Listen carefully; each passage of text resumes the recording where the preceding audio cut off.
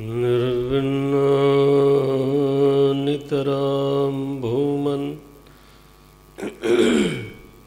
असदिन्द्रियतर्षणात्। 7वां श्लोक है 25वें अध्याय का। निर्विण्णानितरां भूमन् असदिन्द्रियतर्षणात् येन सम्भाव्यमानेन प्रपन्नान्धं तमः प्रभो तस्य त्वं तमसोऽन्धस्य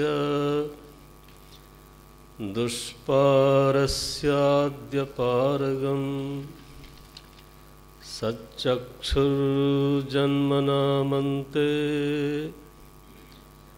लब्धं मे त्वदनुग्रहात्। लब्धं मे त्वदनुग्रहात्।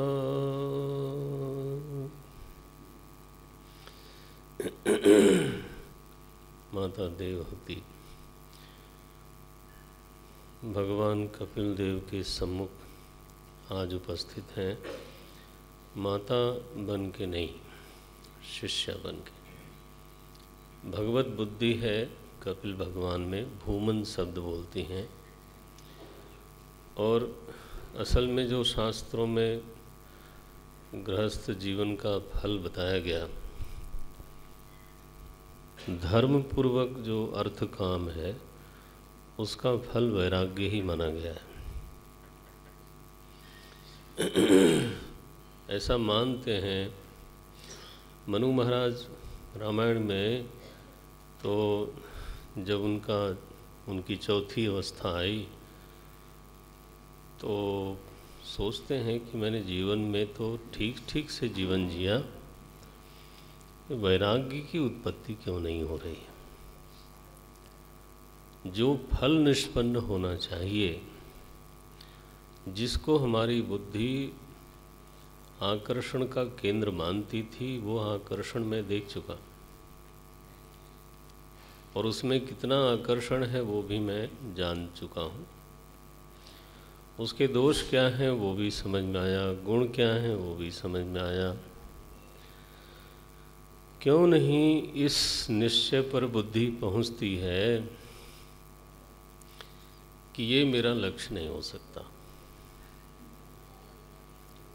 तो होई न विषय विराग, भवन बसत भा चौथपन, हृदय बहुत दुख लाग। माने यह एक प्रकार का प्रमाण ही है कि अगर हमारा अर्थ काम धर्म के अनुशासन में हुआ है, धर्मनिष्ठ है, तो उसका फल, भोग का फल, भोग वासना की वृद्धि भी हो सकती है। लेकिन भोग का फल वैराग्य भी होता है। इच्छा पूरी होके हमेशा बढ़ जाए ऐसा आवश्यक नहीं। इच्छा पूरी होकर के इच्छा निवृत्ति भी होती है।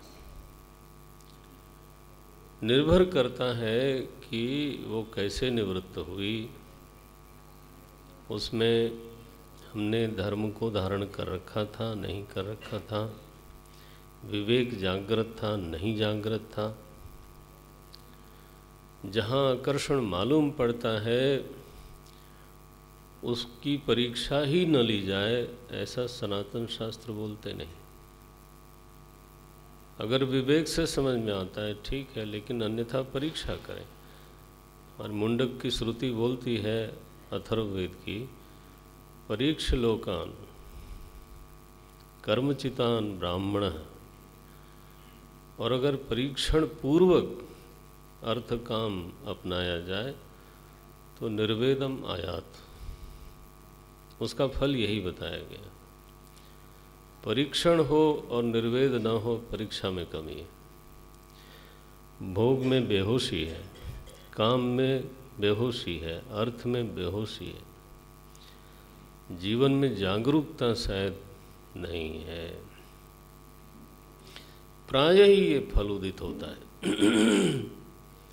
तो यहाँ माता देवहूति को तो अब देखो, कर्दम ऋषि तो हमें यही कहने का मन होता है कि वो जात सिद्ध ही थे, क्योंकि जो स्तुति भी उन्होंने करी है ना भगवान की, वो बिल्कुल तात्विक स्तुति है। आप पढ़ना, हमारे पास समय का संकोच है।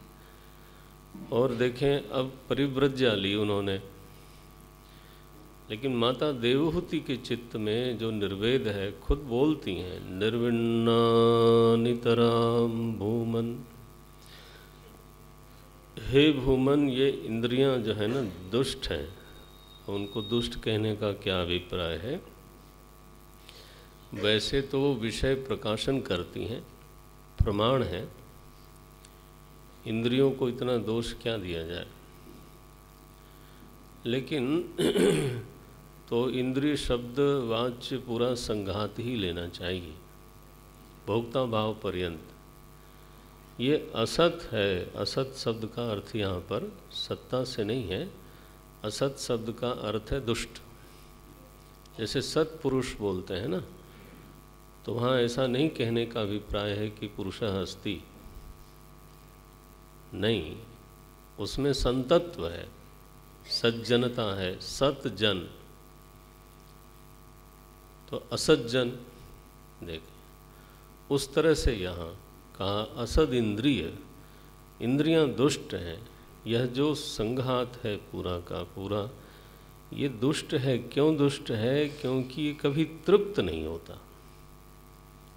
एक आदमी आपके पास ऐसा होगा जो ब्लैकमेल करता हो, माने आज संतुष्ट हो गया आपसे लेकर के, लेकिन कितने दिन रहेगा ये तय नहीं है। तो आप एक बार दे करके फारिग नहीं हुए,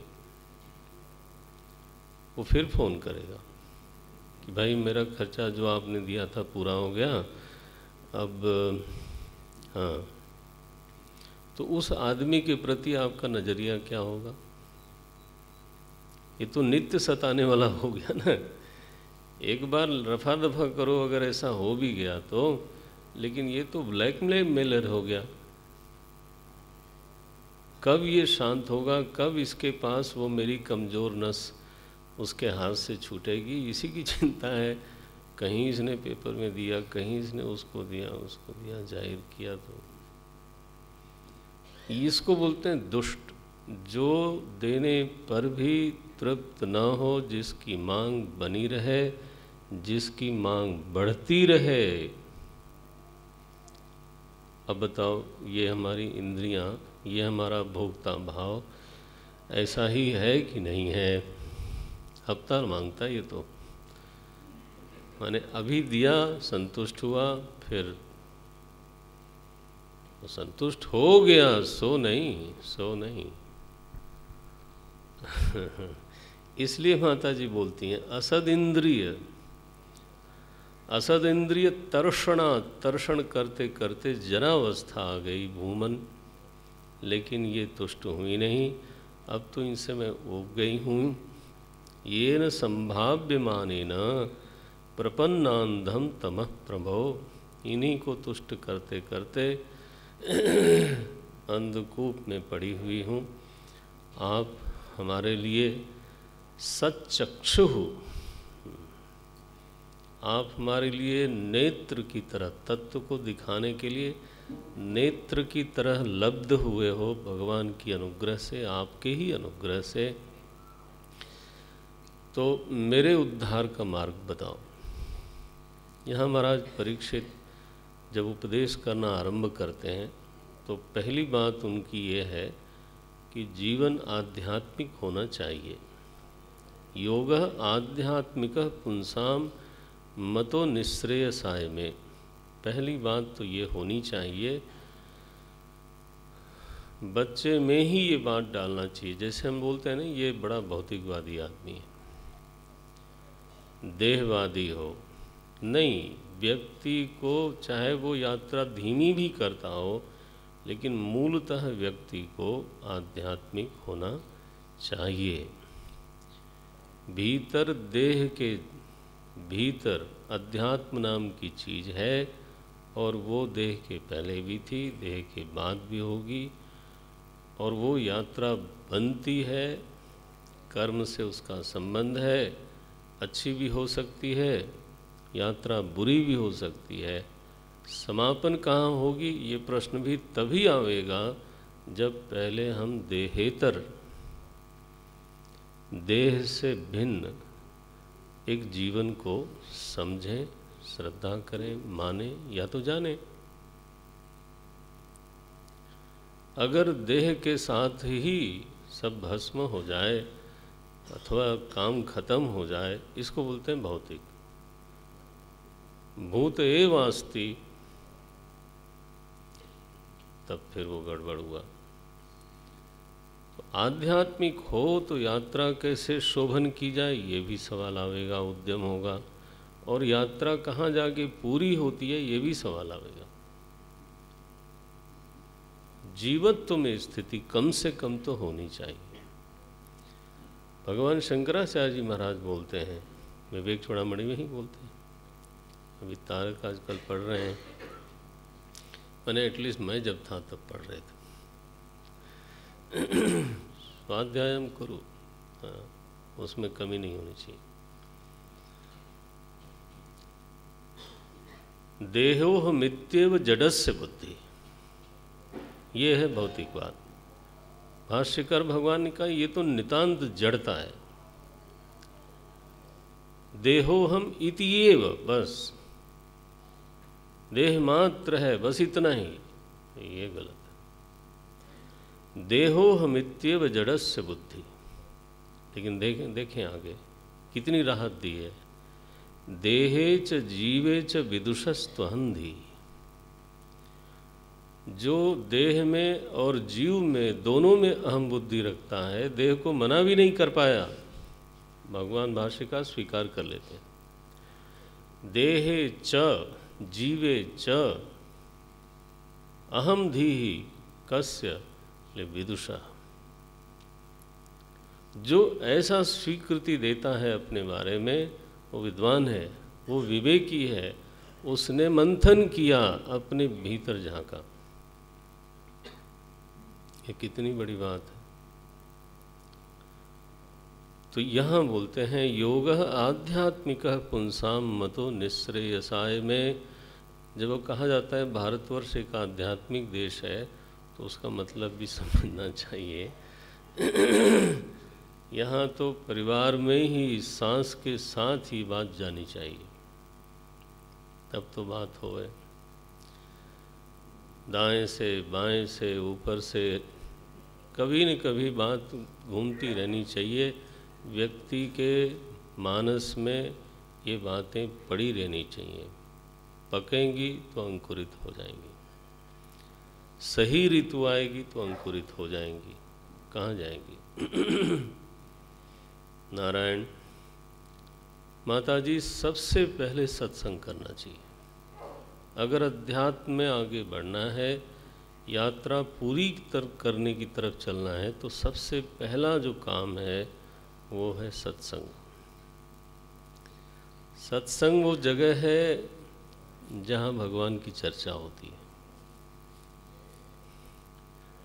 सत्संग न हो तो मैं भले ही उसमें रुचि रखता हूँ, लेकिन चर्चा नहीं होगी, श्रवण नहीं होगा। गोस्वामी जी ने लिखा, बिनु सत्संग न हरि कथा। और ये सच्चाई है। आप देखो, हम लोग जब एक खास मूड बना के बैठते हैं, तब तो हरि चर्चा होती है, अध्यात्म चर्चा होती है। अन्यथा जब तक वो प्रकरण जीवन में ना आवे, तो यह प्रकरण बनाना चाहिए। नहीं, वो तो बन ही जाएगा। तो अगर ये प्रकरण बन जाएगा, तो जो बाकी प्रकरण हम इतना दौड़ धूप करके बनाते हैं, वो खुद अपने आप क्यों नहीं बन जा रहा है। माने उसको बनाने के लिए तो देश विदेश गए हो, हाँ, और ये अपने आप ही बन जाएगा। बहुत अच्छा है। माने ये इसके लिए तो मैं बस कोई आयास नहीं, ये तो गलत बात है। प्रयास करना चाहिए, प्रकरण बनाना चाहिए, तब भी संभव है न बने। लेकिन प्रयास जो है ना, वो इस बात का संकेत करता है कि मैं ऐसा चाहता हूँ। प्रभु को करुणा होती है, हमारे प्रयास को देख करके, हमारी इच्छा को देख करके उनको करुणा होती है तो सत्संग देते हैं। गोस्वामी जी ने इसको लिखा, बिनु सत्संग विवेक न होई, राम कृपा बिनु ये। लेकिन फिर ये न समझना कि अब चूंकि मुझे सत्संग नहीं मिल रहा है तो राम कृपा नहीं हुई, तो राम जी का दोष है। कह ही सकते हैं, हमने कभी ये संकेत दिया कि मैं ये चाहता हूँ? वो प्रयास हुआ कि नहीं हमारी ओर से?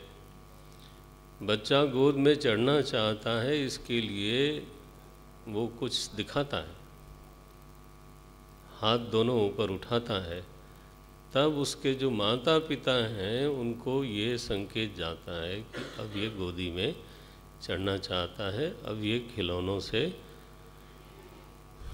ऊब चुका है। वो संकेत तो किया उसने,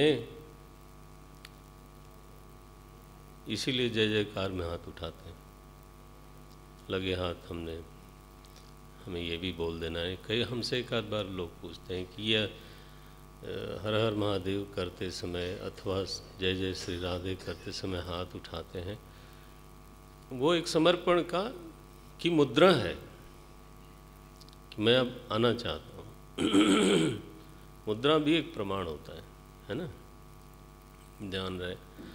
तो सत्संग का प्रयास होना चाहिए। और यहाँ कपिल भगवान बोलते हैं प्रार्थ्य, उसके लिए प्रार्थना होनी चाहिए। पता नहीं किस किस चीज़ के लिए हमने प्रार्थना की, सत्संग के लिए भी कभी की क्या? एक बढ़िया सत्संग मिले कोई ऐसा संत फकीर, उतारे भव नदिया के तीर। तो ऐसे गुरु को बलि बलि जाओ, गुरुवाणी में आए, आप मुकुट मोहि तारे। कोई ऐसा संग मिले तो प्रार्थ्य। बोले महाराज ये ऐसे संतों की कोई पहचान, कोई लक्षण है? तो यहाँ संत का लक्षण क्या होता है, कपिल भगवान ने 21वें श्लोक से 24वें श्लोक तक की बात कही। तितिक्षव कारुणिकाः सुहृदः सर्वदेहिनां अजात शत्रवः। माने किसी के प्रति शत्रु बुद्धि नहीं है, उससे कोई शत्रुता करे तो वो क्या कर सकता है, लेकिन उसकी किसी में शत्रु बुद्धि नहीं है। अजात शत्रवः शान्ताः साधवः साधुभूषणाः मयि अनन्य भावेन भक्तिं कुर्वन्ति। ये तो हिंदीवत एव। मयि अनन्य भावेन भक्तिं कुर्वन्ति ये दृढ़ां मत्कृते त्यक्त कर्माणः त्यक्त स्वजन बांधवाः। सर्वत्या, मेरे लिए, बेमतलब का नहीं। निष्प्रयोजन त्याग भी अविवेक ही है। यहाँ शब्द पे ध्यान देना, मैं बल दे रहा हूँ। मत कृते, अगर मुझे पाने में यह जरूरत पड़े कि ये सब छोड़ना है तो छोड़ा जा सकता है, इसकी तैयारी हो उसमें, बल्कि छोड़ दे। मत कृते त्यक्त कर्माण त्यक्त स्वजन बांधवाः मदाश्रया। मदाश्रयाः कथा मृष्टाः शृण्वन्ति। मीठी मीठी मेरी कथाएं सुनता है। कथयन्ति च, कहता है। तपन्ति विविधा तापाः न, वो न तक ले जाना। हाँ, फिर यह जो संत है वो त्रिविध तापों से तप्त नहीं होता। एतान मदगत चेतसः ये तो इसका चित्त मदगत हो चुका है। तयेते साधव साध्वी, क्या बढ़िया है। अपनी माता को साध्वी बोलते हैं। साधु का लक्षण किया, बोले तुम साधु हो। भगवान स्वयं बोले तब तो बढ़िया है ना। भगवान ने अर्जुन को कई बार कहा अनघ, गीता में। अपनी ओर से बोले तो बढ़िया है। बोलते हैं प्रियोसी में सखा चेती। बोलते हैं तुम्हारी आसक्ति मुझ में है, तुम मुझ में भरोसा करते हो। मय्यासक्त मना पार्थ योगम युंजन मदाश्रया। हम बोले तो क्या, भगवान बोलते हैं। अर्जुन की वो महिमा है। यहाँ कपिल भगवान अपनी माता जी को बोलते हैं साध्वी। जो मैंने ऊपर बताए सब हैं आप में, आप चिंता न करो जरा। लेकिन ऐसा संग चाहिए। संगः तेषु अथ ते प्रार्थ्यः। तो सत्संग का सीधा फल क्या होता है? बोले सत्संग से संग दोष मिटता है। संग दोष हराहिते। इस संत जो है ना, संग दोष पहले से चित्त में जो काई लगी है, तरह तरह की चीज़ें चिपट गई हैं, वो मिटती हैं। हाथ में चाहे दूध लगा हो, हाथ में कोई भी चीज़ लगी हो, लगता है धोना चाहिए। हाथ में भोजन लगा हो, आपने हाथ से मिठाई खाई, मिठाई लगी हो, तो खाने के बाद फिर मिठाई थी यार, रहने दो। नहीं, फिर आप क्या करते हो? आप जल संग करते हो। नहीं, क्यों करते हो? जल में क्या विशेषता है? क्योंकि जल जो है ना, वो संग दोष हरा। हाथ में लगे हुए किसी भी अन्य पदार्थ को हाथ से अलग करता है और स्वयं हाथ में नहीं लगता। दूसरी चीज़ अलग करे तो अलग करे, खुद लग जाती है। लेकिन यहाँ तो अद्भुत ही है। सत्संगत्वे, जो वहाँ बात कही आप देखें यहाँ।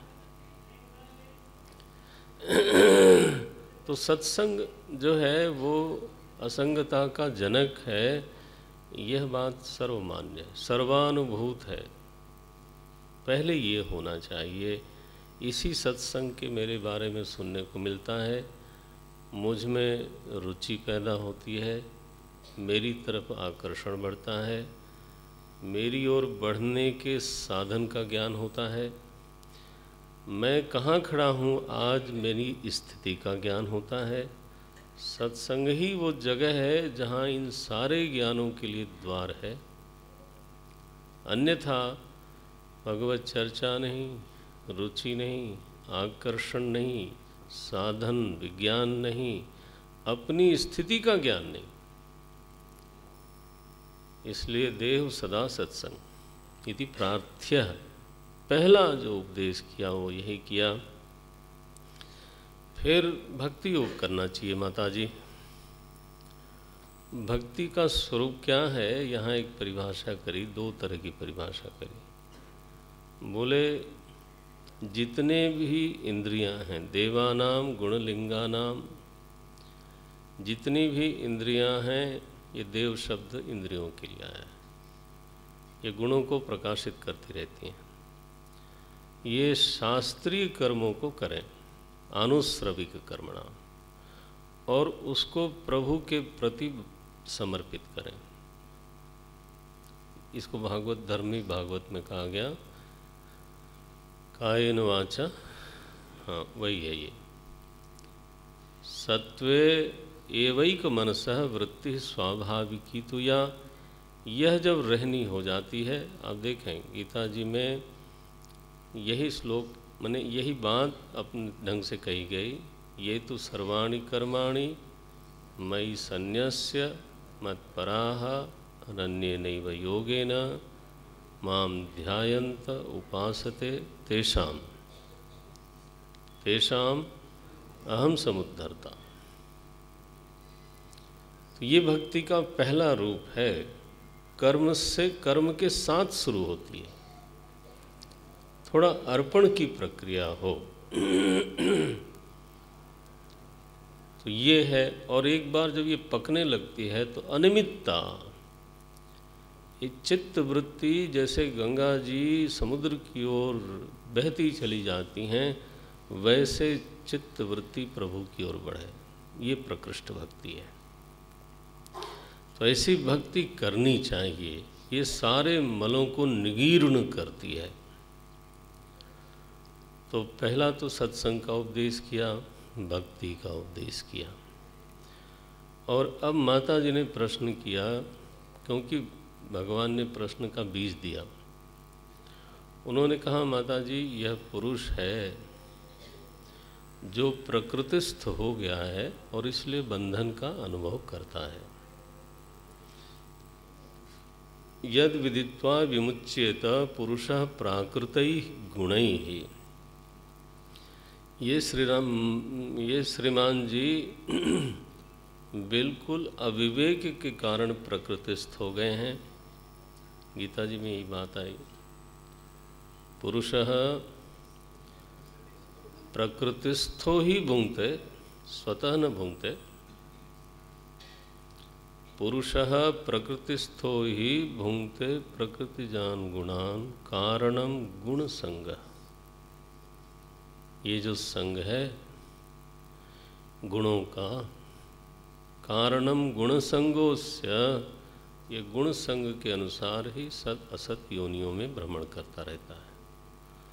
स्वतः क्या है, असली में क्या है, उपद्रष्टानुमंता। यहाँ भी लिखा, अनादिरात्मा पुरुषो निर्गुणः प्रकृतेः परः। पुरुष है ऐसा, लेकिन प्रकृतिस्थ है आज के दिन। इसका विवेक होना चाहिए। इसने दूसरों का ध्यान बहुत किया, सुबह में बोला था पराविध्यान, ये छठा श्लोक में आता है। एवं पराभिध्यानेन कर्तृत्वं प्रकृतेः पुमान्। प्रकृति का इतना ध्यान किया कि प्रकृति के कर्मों का करने वाला मैं ही हूँ, इस भ्रम में पड़ गया। ये देखें, इंद्रिय प्राकृतिक हैं, अंतःकरण प्राकृतिक है, शरीर प्राकृतिक है, सारी क्रियाएं ही प्रकृति से हो रही हैं।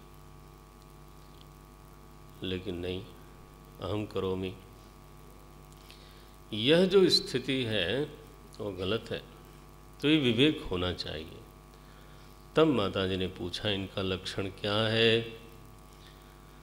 तो भगवान पुरुष का और प्रकृति का भिन्न भिन्न लक्षण करते हैं यहाँ पर।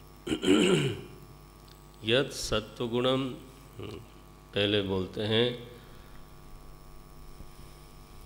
यद त्रिगुणम अव्यक्तम नित्यम सदसदात्मकम। प्रकृति किसको बोलते हैं? त्रिगुणात्मिका है ये प्रकृति। सत असदात्मक है, जान रहे, ये सांख्य योग वाली नहीं है। सांख्य योग वाली सदरूप है। यहाँ सद असदात्मक है, माने तत्व दृष्टि से असत है, जगत दृष्टि से सत, इस तरह से निर्वचनीय है। प्रधानम प्रकृतिम प्राहु, इसको बोलते हैं प्रकृति। उसी प्रकृति में 24 विकार हुए, ये कपिल भगवान गिनाते हैं। ये विकार में ध्यान रखें कि महत्त्वादि की गणना नहीं करते। यहाँ जो 24 संख्या दी वो 5 महाभूत, 5 महाभूत की तन्मात्रा, 10 इंद्रियाँ, 20 अंतःकरण चतुष्टय 4, ये 24 है। जब हम 24 तत्व की बात करते हैं, अन्यथा इस प्रकरण से हट करके, तो अंतःकरण में 1 गिनते हैं। थोड़ा ध्यान रहे। 10 इंद्रियां और पंचमहाभूत गुणों के साथ 10, 20 मन, 21 और महत्तत्व, प्रकृति और अहंकार, ये 3 मिले तो 24। तो ये दोनों संख्या का भेद जानना चाहिए। प्रकृति और प्राकृत का विस्तार इतना है, उसमें आप सब आ जाते हो। बोलते हैं माता जी, इसमें काल नाम की चीज़ है। ये जो काल है ना, ये प्राकृतिक तो नहीं है। क्या बढ़िया बात कही। ये काल 25वां तत्व है। कोई कहते हैं है भी, नहीं भी है। क्यों भाई? बोले काल तो भगवान का ही दूसरा नाम है। ये तो परिवर्तन बोध के साथ काल मालूम पड़ता है। काल कोई अलग से द्रव्य नहीं है, काल कोई वस्तु नहीं है। घड़ी की सुई चलने को काल नहीं बोलते। तो सुई बंद कर देंगे तो काल थोड़ा बंद हो जाएगा। देखें, क्रम संवित कालो नाम क्रम संवित। क्रम का, बदलाव का ज्ञान काल का ज्ञान कराता है। तो ये 25वां तत्व है। और यहाँ भगवान कहते हैं, कपिल भगवान, कि जो परमात्मा है ना, भीतर सबके अंतर्यामी होकर शासन करता है और बाहर पदार्थों में जो परिणमन करता है वो काल बन के करता है। तो बाहर जो वो ईश्वरत्व है उसका, वो काल रूप में ही है। ये 18वां श्लोक है। ये आपके लिए इम्पोर्टेंट होगा, चाहे तो अंडरलाइन कर लें। अंतः पुरुष रूपेण काल रूपेण यो बहिः। क्या बढ़िया व्यवस्था बताई भागवत जी ने। काल रूपेण यो बहिः, बाहर जो ईश्वर का ईश्वरत्व है, नियामकत्व है, वो काल द्वारा है। वो काल कोई प्राकृतिक द्रव्य नहीं, वो सब प्रभु का प्रभाव है। कुछ लोग ऐसा भी बोलते हैं। प्रकृति के परिणमन में अब आते हैं, महत्तत्व भी होता है, अहंकार भी होता है। हमारे विद्यार्थी लोग भी बैठे हैं वेदांत के, हमारे, हम सभी लोग विद्यार्थी हैं। महत्तत्व की जितनी अच्छी परिभाषा यहाँ दी गई है, हमने एक दिन बोला था कि प्रकृति की साम्य अवस्था बिगड़ती है तो सत्व गुण कितने प्रतिशत बताया था? हाँ, इतना हो जाता है। ये एक प्राकृतिक घटना है, ऐसा ही होता है। उसको महत्तत्व कहते हैं। और उसमें जो उपहित होता है चेतन, उसको हिरण्यगर्भ कहते हैं। देखें ये 21वां श्लोक। यत्तत् सत्वगुणम स्वच्छम शांतम भगवतः पदम यदाहुः वासुदेवाख्यम। ध्यान रहे, ये वासुदेव हैं। बोलते हैं चित्तम तन महदात्मकम। ऐसी जो गुणों की स्थिति है उसको बोलते हैं महत, उसी को बोलते हैं वासुदेव। सत्वम विशुद्धम वसुदेव संगितम बोल चुके, हम जगह जगह आपको दिखाएंगे। इसलिए भागवत, मैंने कहा वेदांत का विवरण करने में भागवत का तो क्या जोड़ है। ये रहा महत्तत्व देखें।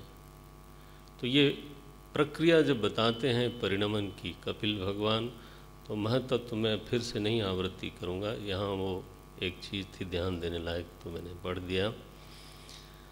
महत्तत्व हुआ, फिर अहंकार हुआ त्रिविध, और ये लिखा क्रियाशक्ति अहंकार त्रिविध। भागवत जी की विधि है, क्योंकि ज्ञान शक्ति, क्रिया शक्ति, द्रव्य शक्ति, ये 3 है। तो त्रिविध अहंकार से ये उत्पन्न हुआ और फिर सृष्टि बनती है। तो सारी सृष्टि हमारा आपका संघात, और उस संघात से होने वाली सृष्टि में क्रिया प्रक्रिया सब की सब माता जी प्राकृतिक है। पुरुष की इसमें कोई भूमिका नहीं है। आप सबको एक खाते में डाल दो, प्राकृत बोल दो इसको,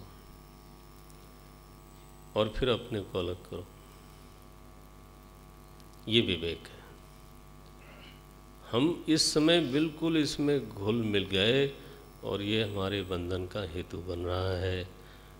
प्रकृतिस्थोपि, ये घोषणा की गीता जी से मिलाना, वहाँ लिखा पुरुष प्रकृतिस्थो ही भुंक्ते। यहाँ स्पष्ट प्रभु बोलते हैं, ये 27वां अध्याय में पहला श्लोक है, प्रकृतिस्थोपि पुरुष नाज्यते, अज्यते माने भुंक्ते, पुरुष प्रकृतिस्थोपि पुरुष नाज्यते प्राकृतैर्गुणैः। ये तो हो गई ना घोषणा, मिल गई ना। प्रकृतिस्थ जब मैंने कहा तब भी वो भोक्ता नहीं बनता, इसके लिए हेतु दिया। अविकारात्, अकर्तृत्वात्, निर्गुणत्वात्, वाह, जलार्कवत्।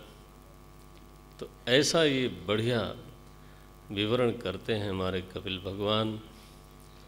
अरे माता जी क्या कहा जाए, अर्थे ही अविद्यमानेपि संस्कृति, यद्यपि असत्य देत दुख है। ये पंक्ति यहीं से आई है, ये चौथा श्लोक है। अर्थे ही अविद्यमानेपि संस्कृति न निवर्तते। अरे यहाँ कुछ है नहीं वास्तव में, लेकिन संस्कृति हो ही रही। क्यों हो रही है? ध्यायतो विषयानस्य, ये पराध्यान जो है ना, बस उसमें निमग्नता है, सज्जता है, व्यासक्ति है, बस इसलिए ये सब हो रहा है। माता जी ने कहा, महाराज आपने कहा ये जो प्रकृति है गुणात्मिका है, ये गुण तो आत्मा में ही रहते हैं ना? बोले हाँ, और कहाँ जाएंगे? आश्रित तो वही है। गुण माने होता है नित्य परतंत्र। तो अगर ये आत्मा में आश्रित हैं तो आत्मा को कभी छोड़ ही नहीं सकते फिर तो,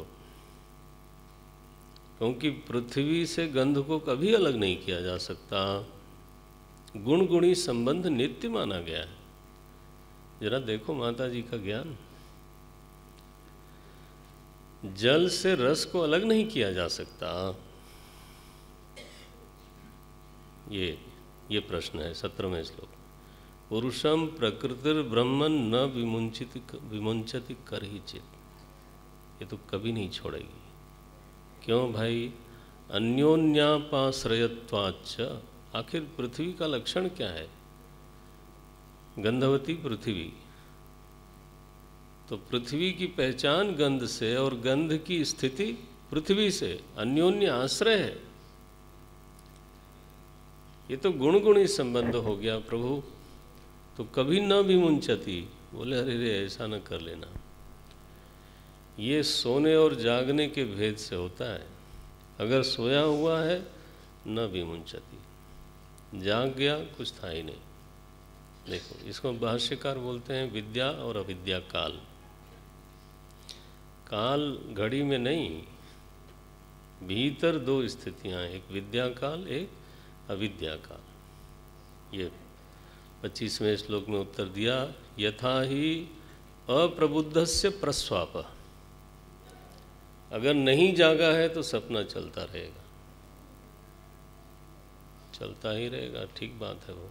लेकिन बहु अनर्थभूत सैव, वही जिसकी संस्कृति हो रही थी वही, प्रतिबुद्धस्य न वै मोहाय कल्पते। तो दो स्थितियां हैं माता जी, ज्ञान और अज्ञान की।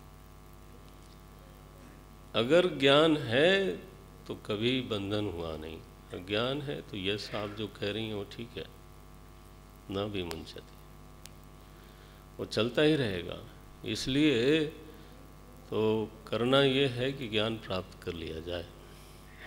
तो इस तरह से प्रकृति और पुरुष का पहले विवेक कराया और फिर उसके लिए अष्टांग योग की साधना बताई 28वें अध्याय में। ये भी अष्ट अंग हैं बिल्कुल। लेकिन आप पढ़ेंगे इसको तो इसमें कुछ विशेष है। यम, नियम, आसन, प्राणायाम, धारणा, ध्यान, समाधि, ये 8 अंग बताए हैं। यम नियम का भी पूरा विवरण किया गया, आसन कैसे रखना पूरा विवरण किया गया, लेकिन योग दर्शन से कुछ कुछ विशेष भी है। जैसे उसी दिन मैंने कहा था अपरिग्रह का अर्थ क्या है, यावद अर्थ परिग्रह, ये शब्द देखे 4थे श्लोक में, अहिंसा सत्यमस्तेय यावद अर्थ परिग्रह, ये परिग्रह है। तो इसलिए पढ़ना चाहिए भागवत जी को क्रम क्रम से, इसमें कुछ जरूर विशेष मिलता जाता है, विस्तार मिलता जाता है। ये आदेश किया, ध्याये चिरम भगवतश्चरणारविंदम, ध्यान जो है ना वो कभी किया कभी नहीं किया, थोड़ी देर के लिए किया नहीं, सतु दीर्घ काल नैरंतर्येण सत्कार सेविता दृढ़ भूमि, योग दर्शन वाली बात यहाँ कही। अंततः वह निर्विषय मन, विरक्त मन निर्वाण को प्राप्त होता है। ये 35वें श्लोक में कहा, और निर्वाण का अभिप्राय बताया। निर्वाण माने जैसे दीप बुझ करके दीप में विशेष अग्नि निर्विशेष भाव को प्राप्त होती है, वैसे निर्वाण होता है। माता जी ने भक्ति योग के बारे में प्रश्न किया। ध्यान रहे, पुरुष प्रकृति विवेक, फिर अष्टांग योग, अब भक्ति योग की बात।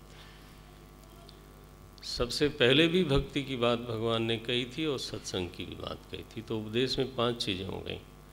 अब बोलते हैं भक्ति कई तरह की होती है। माता जी स्वभाव के अनुसार लगभग 4 प्रकार की होती है। बोलते हैं मुझे मानता तो है, ईश्वर अस्ति, भिन्न मानता है, परोक्ष भी मानता है, और भीतर किन्हीं लोगों से द्वेष, हिंसा, दम्भ भी रखता है। अभिसंधाय यो हिंसाम दम्भम मात्सर्यम मेवा समरंभी भिन्न दृग्भावम, लेकिन मई कुर्यात। आप उसको भक्त क्यों कह रहे हो? बोले क्योंकि इसके बावजूद वो मई। काकभूषण जी की याद करो। बोले कैसे है, अति वाचाला शब्द आता है ना, तो बस शिव सेवक, लेकिन हाँ, हमारे भगवान विष्णु का द्रोही है, दम्भ है, बहुत वाचाल है, उग्र बुद्धि अति दम्भ विशाला। उठ गई, उग्र बुद्धि और दम्भ विशाला। तो ये आगे सारे दोष बोलते हैं काकभूषण जी मुझ में है, लेकिन मैं शिव जी का भक्त था। इतने के बावजूद भक्त। बोले यही तो भक्ति की महिमा है। उंगली रखने की जगह दे दो बस। सारे दुष्टों को हृदय में अब कहाँ से भगाओगे? तुम में दम ही नहीं है भगाने का। उनको बैठने दो एक बार, थोड़ी सी जगह। तो ये तामस भक्त है, लेकिन भक्त तो है, भगवान बोलते हैं। फिर विषयान अभिसंधाय, ये हिंसा मात्सर्य, दूसरे को मारने के लिए भक्ति नहीं करता। भगवान इसको मार देना, ऐसा नहीं बोलता। सूर्य को तर्पण करते हुए, कभी मैंने सुना था कोई माता जी सूर्य तर्पण कर रही थीं और साथ में सारे बैरियों का सफाया भी करवा रही थी। तो वो वाली तामसिक है। लेकिन ऐश्वर्य के लिए जो भक्ति की जाती है वो राजसिक है। वो अर्चा आदि में भक्ति करता है। बोलते हैं सात्विक भक्ति क्या है, 10वां श्लोक है। ये मैंने 7वें से आगे तक चलता है। कर्म निर्हारम उद्दिश्य परस्मिन वा तदर्पणम, कर्म से जो मलिनता आती है, हृदय शुद्धि के लिए जो भक्ति की जाए, कर्मों को समर्पण करके जो भक्ति की जाए, भगवान को स्मरण करना चाहिए, ये चाहिए लगा करके भक्ति होती है। आखिर जिसने इतना कुछ दिया उसको याद तो कम से कम किया जाए। ये लिखा यजेद्यष्टव्यम इति, चूँकि यष्टव्य है इसलिए यजन होना चाहिए, लेकिन पृथक भाव बना हुआ है, इसको बोलते हैं सात्विक भक्ति। यहाँ यश काम नहीं है, वैर बुद्धि भी नहीं, चित्त प्रक्षालन की कामना है, कर्तव्य बुद्धि है। सो क्यों बिसरे, गुरुवाणी का वाक्य है, सो क्यों बिसरे जिन सब कुछ देना। जिसने सब दिया वो क्यों भूले, तो भूलने लायक चीज़ नहीं है ना। एक बार शुक्र तो करना चाहिए। ये सात्विक भक्ति है। आओ निर्गुणी भक्ति क्या, चित्तवृत्ति बिना किसी निमित्त के केवल भगवान के गुणों को सुन लिया या पढ़ लिया और गंगा जी की तरफ बहने लगी प्रभु की ओर। रसमयी चित्त की धारा प्रभु की स्मृति में बहने लगे। बस केवल मद गुण श्रुति मात्रेण, एक छोटा सा निमित्त बन गया, ट्रिगर हो गया। ये निर्गुणी भक्ति है। 4 प्रकार की भक्ति बताई। भगवान थोड़ा नाराज भी हैं कि कौन सी भक्ति मुझे पूरी लगती है। बोले देखो मैं सभी के हृदय में हूँ। अहम सर्वेषु भूतेषु भूतात्मा अवस्थित सदा, 21वें श्लोक में। ऐसा न जान करके लोगों का अपमान करते हुए घूमना और मूर्ति में जा कर के पुष्प चढ़ाना, कुर्ते अर्चा, ये क्या है? बोले विडम्बनम। ध्यान रहे, कपिल भगवान स्वयं बोलते हैं कुरुते अर्चा विडम्बनम। ये जो जा कर के भगवान के प्रतिमा विग्रह में पुष्प अर्पण करना है, प्रसाद अर्पण करना है, और जो सबके हृदय मंदिर में बैठा हूँ उसकी अवज्ञा करता रहता है, अपमान करता रहता है। ये जब पूजा में देखता हूँ ना अपने भगत जी लोगों की, तो मुझे बड़ी विडम्बना लगती है कि सब जगह तो मुझे अपमानित करके चले आ रहे हैं श्रीमान जी, और यहाँ आके एक फूल चढ़ा दिया। बोलते हैं मैं समस्त भूतों में अहम उच्चावचैर द्रव्यैहि क्रियोत्पन्नयानघैहि नैव तुष्ये। चाहे कैसा भी द्रव्य चढ़ा दो मुझे संतोष नहीं होता, अगर हृदयस्थ प्रभु की अवमानना होती हो तो। अब यहाँ पे सोने का छतर चढ़ाऊँगा तो उच्चावचेषु द्रव्येषु बोल दिया यहाँ पे, चाहे कितना भी मूल्यवान द्रव्य चढ़ा दो। तो बोले महाराज फिर तो अर्चा विग्रह में पूजा बेकार है, छोड़ देनी चाहिए। अब देखो आदेश है ये जरूर कर लेना। लाइन 25वां श्लोक है, अर्चादौ अर्चयेत तावत, तब तक विग्रह में उपासना होती रहनी चाहिए। जब सब जगह नहीं देख पाते तो एक जगह देखना मत छोड़ो।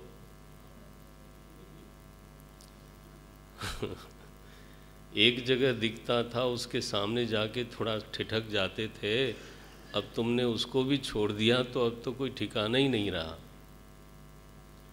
अर्चादौ अर्चये तावत, या तावत ईश्वरम माम स्वकर्मकृत यावत न वेद, तब तक अर्चना होती रहनी चाहिए जन्म जन्मांतर तक, जब तक अपने हृदय में मैं न मालूम पड़ने लगूं और सर्वभूतेषु अवस्थितम, माने स्वरूप निष्ठा तक अर्चा विग्रह कभी छोड़नी नहीं चाहिए।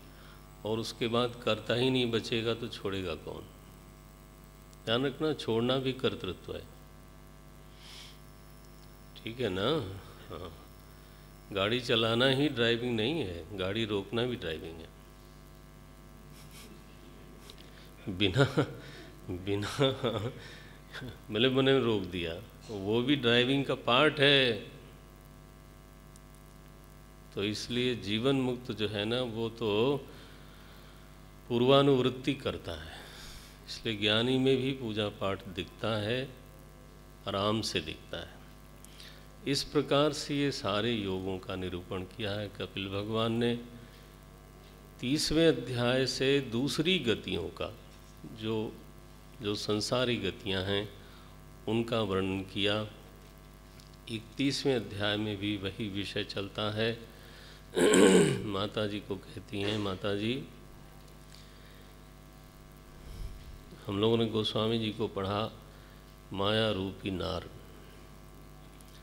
हम लोग सुनते हैं कई बार नारी साक्षात माया है, स्त्री तो साक्षात माया है। यहाँ कपिल भगवान की शिष्या हैं देवहूति, तो अब जो संबोध्य है वो स्त्री है ना, पुरुष नहीं है। तो अब उनके लिए कपिल भगवान क्या बोलते हैं, अरे माता जी ये पुरुष साक्षात माया है। आई टेल यू, इसलिए मैंने पढ़ा कि आप शास्त्रों को राग द्वेष वाला न समझ लेना। हमारे ऊपर बहुत आक्षेप प्रक्षेप ना समझ लोग करते रहते हैं। अब क्या किया जाए, स्वयं नहीं पढ़ेंगे और जो बेचारे नहीं पढ़े हैं उनको और गड़बड़ाएंगे। 41वां श्लोक है ये 31वें अध्याय का। याम मन, पति लोग डरना नहीं है, याम मन्यते पतिम मोहात मन मायाम ऋषभायति। अरे ये मेरी प्रबल माया तुम्हारे सामने है। तो पुरुष के लिए स्त्री अवश्य ही माया हो सकेगी, लेकिन फिर स्त्री के लिए पुरुष भी तो माया ही है। आवरण विक्षेप दोनों है उसमें, इसलिए माया ही है। अब हम व्याख्या नहीं कर सकते। बोले पहले कभी स्त्री संग था तो आज आप स्त्री हो गई हैं, अब पुरुष संग करोगी तो फिर पुरुष हो जाओगी। अपना अपना देख लेना। तो इसलिए ये सब संग दोष का परिणाम है। माता जी आप तो इन गतियों में पड़ो नहीं, आप तो प्रकृति पुरुष का विवेक करो, सत्संग करो और स्वरूप में स्थित हो। तस्मात् त्वं सर्वभावेन भजस्व परमेष्ठिनम। यहाँ एक बिल्कुल अंतिम घोषणा कर डाली है हमारे कपिल भगवान ने। वेदांतियों इसको देखो, ये बहुत कम मिलता है ऐसे वाक्य। ये 26वां श्लोक है 32वें अध्याय का, 26वां, 27वां, 28वां। ज्ञानमात्रम परम ब्रह्म, वहाँ का था अद्वयम ज्ञानम, यहाँ लिखा ज्ञानमात्रम परम ब्रह्म परमात्मेश्वर पुमान दृश्यादिभिः पृथक भावैः। ये नाना नाना प्रकार के जो दृश्य देखते हैं वो कौन है, किसकी प्रतीति है? बोले भगवान एक ईयते, भगवान ही तद्रूप में प्रतीत हो रहे हैं। माता जी ज्ञानमेकम, 28वां श्लोक पढ़ रहा हूँ। ज्ञानम एकम, एक ज्ञान ही वस्तु तत्व है, अबाधित परम सत्य है। ज्ञान मात्रम, चिन्ह मात्रम, कहीं कुछ और न समझ ले तो इसलिए भागवत में ज्ञान ही शब्द लिख दिया। ज्ञानम एकम, वही एक अर्थ है, एक ही वस्तु है। लेकिन ये इंद्रियों ने कमाल किया, उस एक वस्तु को इंद्रियों ने शब्द के रूप में देखा, रूप के रूप में देखा, स्वाद के रूप में देखा और मिला मिला के अनंत रूपों में देखा। दृश्य है नहीं, देखो क्या वाक्य बोलते हैं, ज्ञानमेकं पराचीनैः इंद्रियैः ब्रह्म निर्गुणम अवभाति अर्थरूपेण। एक ज्ञान ही नाना नाना प्रकार से भास रहा है, इसमें हेतु कौन है? बोले इंद्रियां। एक सफ़ेद दीवाल हो, 10 चश्मे रखे हों 10 रंग के, वो चश्मे जो है ना 10 रंग दिखा देंगे, जबकि वहाँ पर रंग एक भी नहीं है। कहाँ है रंग? चश्मे में। तो ये शब्द स्पर्श रूप रस किधर है? भागवत जी के अनुसार देख लेना। इंद्रिय संघात जब तक है तब तक यही प्रक्रिया चलती रहेगी, यहाँ तक कि जीवन मुक्त होने पर भी बाधित दृश्य होगा, लेकिन होगा। 33वें अध्याय में कपिल भगवान अनुमति लेते हैं, उपदेश पूरा हो गया था और वहाँ से चले जाते हैं। उस आश्रम में माता जी रहती हैं और ऐसी तीव्र साधना करी उन्होंने, देह भूल गई।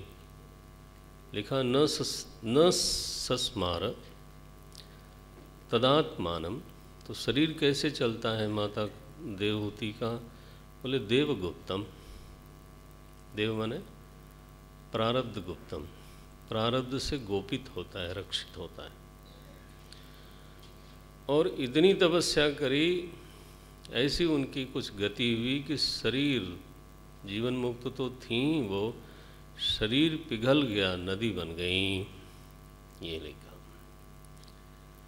आत्मानं ब्रह्म निर्वाणम भगवंतम अवापह तद विरासीत पुण्यतमं क्षेत्रम त्रैलोक्य विश्रुतम। 31वां श्लोक है। नामना सिद्ध पदम यत्र सा संसिद्धिम उपेयसी। विदेह मुक्ति उनको यहाँ पे प्राप्त हुई। सिद्ध पद उस जगह का नाम है। इस प्रकार से तृतीय स्कंद यहाँ पर पूरा होता है। कल से हम लोग आगे कथा में प्रवेश करेंगे। ओम तत्सत।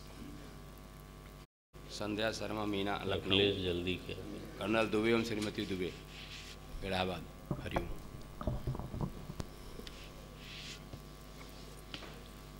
पहले से तैयार रखा। आरती अति पावन पुराण की, धर्म भक्ति विज्ञान। आरती अति पावन पुराण की, धर्म भक्ति विज्ञान खान के। महापुराण भागवत निर्मल, सुखमुख विगलित निगम कल्पफल। परमानंद सुधार समय कल, लीलारती रस रस निधान की। आरती अति पावन पुराण के। कलिमल मथनी प्रताप निवारिणी, जन्म मृत्युमय भव भयहारिणी। सेवक सतत सकल सुखकारिणी, समौषधि हरिचरित गान की। आरती अति पावन पुराण के। विषय विलास विमोह विनाशिनी, विमल विराग विवेक विकासिनी। भगवत तत्व रहस्य प्रकाशिनी, परम ज्योति परमात्म ज्ञान की। आरती अति पावन